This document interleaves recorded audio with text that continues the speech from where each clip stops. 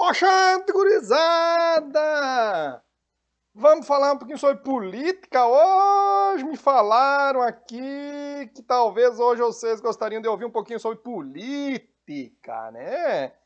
E como é um assunto que eu gosto por demais da conta, falei, vamos falar assim, vamos falar lá dos origens do termo política, lá de como começou, de como se desenvolveu, lá na tal de Grécia. Oxente, cara, vamos lá, vamos lá. Veja só, quando a gente fala em política, vem sempre em mente, acredito, né? Os termos lá dos gregos, né? A democracia grega, né? Democracia grega, o exemplo, né, de democracia, democracia grega. Mas veja bem, por que se toma como referência os gregos quando se fala de democracia, quando se fala de política, né? Porque vejam só, foram os gregos, né? Os responsáveis pelas primeiras teorias sobre a organização da vida coletiva. É, como é que tem que se dar a vida coletiva, como é que tem que se dar a organização dessa sociedade e principalmente como é que tem que se dar a relação de poder nesse sentido, nessas organizações coletivas. Por quê? Por trás do conceito de política, há de ter sempre o conceito de poder fazendo-se presente. Você já deve ter entendido esse negócio aí, né? Muito bem. Veja só. Só que nós temos que ter um cuidado muito grande, porque quando a gente fala em democracia grega, você já deve ter estudado por aqui essa noção de democracia no contexto político, de maneira geral, né? Mas quando a gente fala de democracia grega, tá? Nós temos que ter um cuidado muito grande, por quê? Porque a democracia grega, quando a gente fala em democracia, vocês devem estar bem, bem antenado aí, que a democracia tem relação com o conceito de cidadania, né? Quem é o cidadão? Aqui que está o grande problema, né? Aqui que está a grande questão que nós temos que analisar muito bem. Porque a noção de cidadania para os gregos, lá na origem do conceito filosófico de política, né? Como nós estamos falando aqui dos anos 460, 500 talvez, né? Antes de Cristo. O que era a noção de cidadania naquele contexto? Há uma aula de história agora, né, para dar conta disso, de sociologia também, né? O que eram os cidadãos para os gregos? Cidadãos para os gregos, né, era aquela noção muito elitizada, nós podíamos dizer aqui, né? Ou seja, era um pequeno grupo que fazia o que conseguia essa titulação de cidadão, né? Então, nós não podemos entender como nós entendemos hoje a perspectiva de cidadania universalizada. Não, a cidadania grega ela é algo muito fragmentado, era um pequeno grupo que gozava da perspectiva da cidadania. E, por consequência, como nós vamos ver na sequência, do exercício do poder também. Mas muito bem, quando nós falamos então de gregos, os primeiros aí pensadores, obviamente depois dos pré-socráticos, né, que é aquela turma que só pensava lá em tentar descobrir a arqué, a origem de tudo, né? O primeiro grupo de pensadores aí que deu uma contribuição muito grande para a filosofia foram os sofistas. Aqueles que depois, né, foram muito mal falados aí por Platão, por Sócrates, né, porque eles cobravam para ensinar, enfim, mas isso não vem em conta agora. O que nos interessa aqui é que esses pensadores, os sofistas, né, eles deram contribuição muito relevantes, né, para essa perspectiva da discussão de política. Por quê? Porque é nesse contexto dos sofistas, né, que a noção de justiça ela vai ser contextualizada dentro da política. Por quê? Porque a justiça, algo vai ser considerado justo ou injusto de acordo com as leis que passam a ser escritas. Ou seja, as leis elas vão ter um caráter objetivo. O que significa isso? Vai estar lá na lei e aquilo que está na lei vai ser aplicado para todos, não vai ser subjetivo, não vai ser a opinião de uma pessoa que vai contar. Não, agora é objetivo, está na lei, está valendo para todos. Então essa é uma perspectiva muito boa. E quem é que vai constituir as leis? Obviamente, aqueles que detêm o poder para isso, o poder político, ou parte desse poder político, né? Então, os sofistas vão dizer, ó, agora chegou de subjetividade para dizer o que é justo e o que não é justo. O justo é o que respeita as leis, e as leis têm que estar escritinhas lá, bonitinhas. Muito importante isso. E também são os sofistas, né, que vão se dedicar basicamente à arte da retórica, a ensinar a arte da retórica. E por isso, né, que os grandes aristocratas da época, né, pagavam os sofistas para ensinar aos seus filhos, principalmente, a arte da retórica. Por quê? Porque quem tem a capacidade da retórica, a arte de fala, consegue persuadir os outros. A persuasão, o convencimento depende de uma habilidade de retórica, né?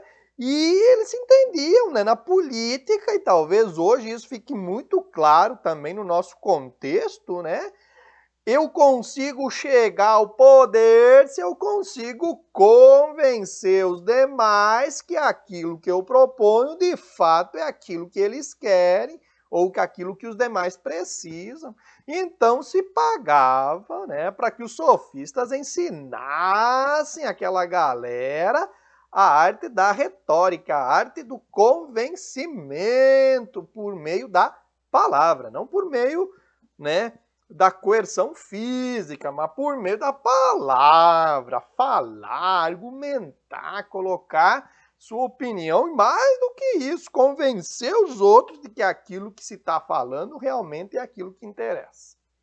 E desmerecer ou desqualificar o outro por meio da retórica. Isso é muito bonito, né? Hoje se perdeu muito isso porque entrou em voga ali fake news e coisa arada, né? E não vai para o debate, e não dialoga, e não... Aí se perdeu muito da perspectiva política nesse sentido, né? Ou seja, a política aqui lá já pensada pelos sofistas, aquela ordem de confrontar ideias, de persuadir, de convencer os outros, né, os demais que vão fazer a escolha, de quem tem realmente as melhores condições para ocupar os cargos de poder, né? Então, primeiro ponto que eu gostaria de ver com vocês, então, os sofistas. Muito bem. Depois dos sofistas, aí nós vamos ter o pensador, né, o Sócrates, né, o grande Sócrates, né? Mas o Sócrates não escreve nada, né, não tem nada escrito de Sócrates. Basicamente, o que a gente sabe é a partir de Platão. Então, nós vamos adentrar aqui na teoria política do Platão, tá? O Platão ele tinha uma teoria política muito extensa, né? Ele escreve isso em livros, a República, né? E depois vai escrever as leis também. E ele tem toda uma teoria política bem interessante, assim, de se ver. Porém, contudo, entretanto, todavia, né? A teoria política de Platão nunca conseguiu ser efetivada, ele nunca conseguiu colocar em prática num governo a teoria política dele. Por quê? Porque, né, ele até tentou, ele fez algumas viagens lá para Sicília, né, que hoje é a Sicília, né, aquela região lá da Itália, né, por um rei de lá, mas não conseguiu êxito, né? Ele chegou até a ser preso em determinado momento, né? Depois foi libertado, né? Tentou e nunca conseguiu efetivar e colocar em prática lá, né, a teoria política dele. Mas veja só, como é que nós vamos entender a teoria política de Platão? Muito da teoria política de Platão já está presente lá num texto que você já conhece certamente, que é a teoria da caverna, ou alegoria da caverna. Na alegoria da caverna, nós vamos perceber que aqueles indivíduos que estavam lá dentro, presos, acorrentados, vendo só a sombra, e quando eles saem, eles veem a luz, né, e percebem que a vida toda deles, eles achavam que era verdade, aquilo que não era verdade, enfim, aquela história toda que você sabe.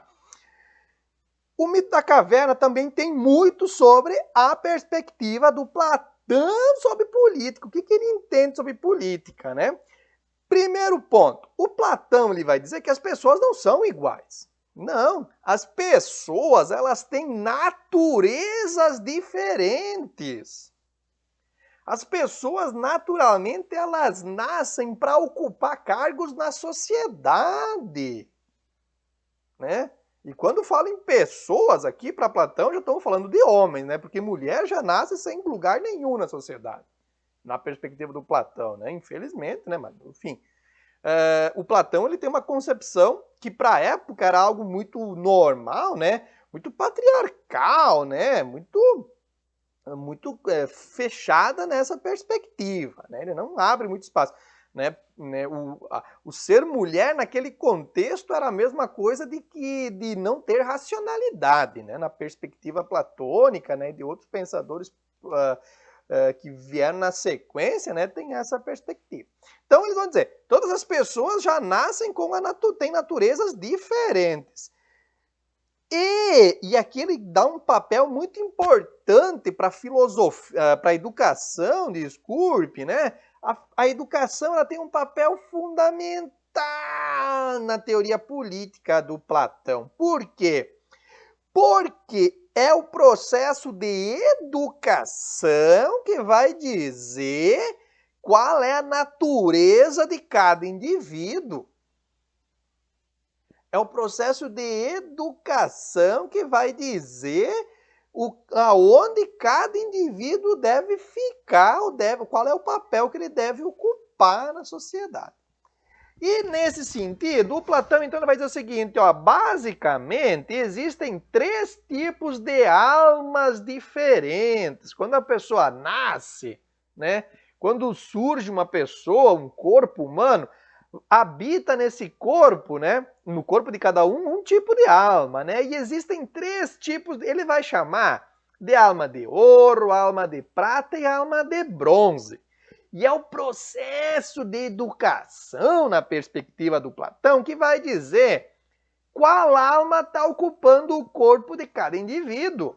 Olha só aqui, né, que coisa doideira, né? Então, veja só. O que o Platão ele vai dizer? Bom, até os 20 anos de idade, toda a rapaziada vai para a escola, né?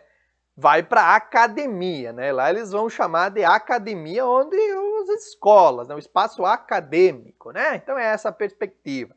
Platão propriamente tinha uma academia, né? A academia de Platão ela era muito grande, muito conhecida no contexto dele, né? Então, até os 20 anos, todo mundo vai lá para a escola, todo mundo vai para a academia.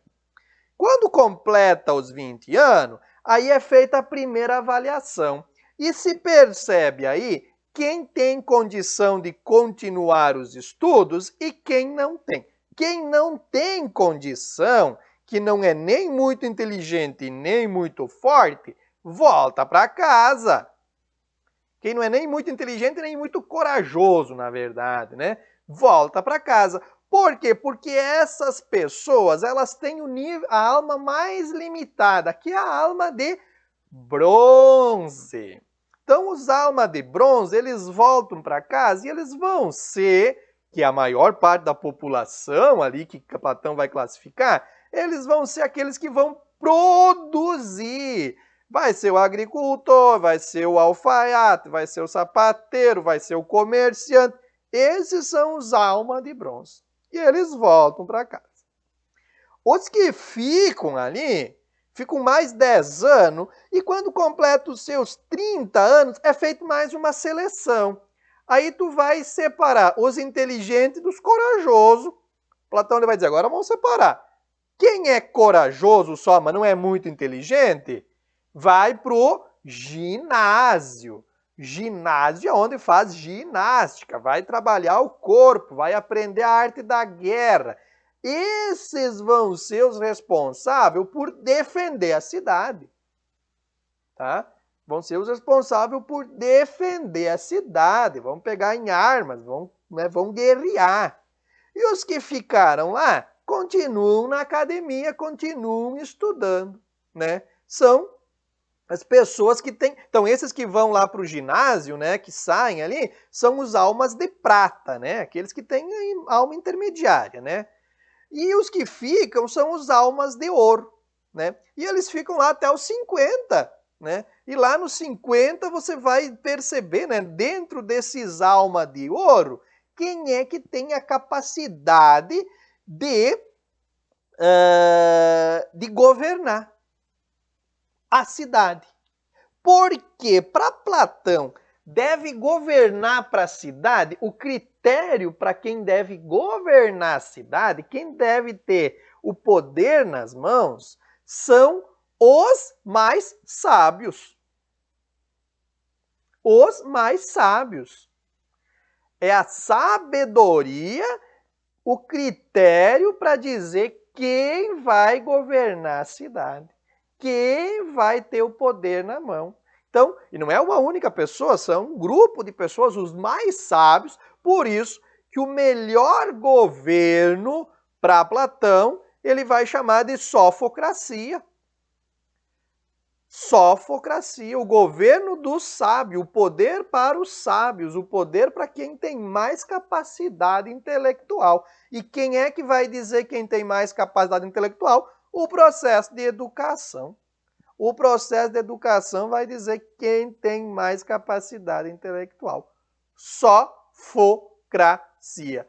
Esta é a perspectiva do Platão. Porém, né, ele vai perceber o seguinte, mas ninguém tá agindo desse jeito, né? Ninguém tá botando os governos lá pela capacidade intelectual. E é por isso que tá dando tudo errado, né? É por isso que eles fazem o que fazem os governantes. Então ele vai dizer, a melhor forma de governo, uma forma de governo boa mesmo, é a sofocracia. Mas ele vai dizer, ó, ele vai identificar mais 4 formas de governo, que ele vai dizer o seguinte, ó, existem 4 formas de governo que estão sendo praticadas por aí. E as 4, elas são corrompidas. Elas dão errado, elas não estão certas, esse troço. Quais são as formas de governo? Vai dizer, ó, existe, por exemplo, a timocracia. Ele vai dizer, ó, timocracia, quem é que governa na timocracia? Os almas de prata.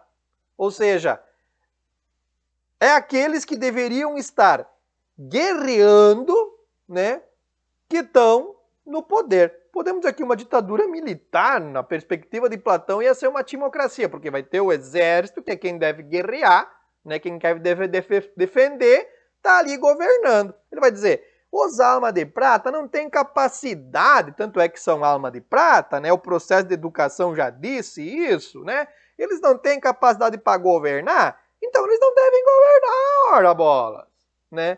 Então, nunca uma timocracia vai dar certo, porque a pessoa que está lá governando, ou as pessoas que estão lá governando, não têm capacidade para governar. São almas de prata, não são de ouro. A alma deles já não... E eles não conseguem evoluir, porque a alma deles tem um limite, é ali e pronto, é a coragem e pronto, né? Uma outra forma de governo muito corrompida, né? Segundo Platão, é o que ele vai chamar de oligarquia. A oligarquia é uma forma muito corrompida de governar, por quê? Porque o critério para escolher quem governa são os mais ricos, é o dinheiro. Ele vai dizer, dinheiro não pode ser critério de governo. Nem sempre os mais ricos são os mais sábios. Eu posso ter um comerciante lá muito rico, mas ele é alma de bronze. Não, o dinheiro, a riqueza não pode ser critério para definir quem vai governar, quem vai ter as relações de poder na mão, quem vai organizar a cidade, a polis, né? Porque política vem, não falei isso antes, né? Política vem de polis, a cidade-estado grega, né? Daí que vem política, né?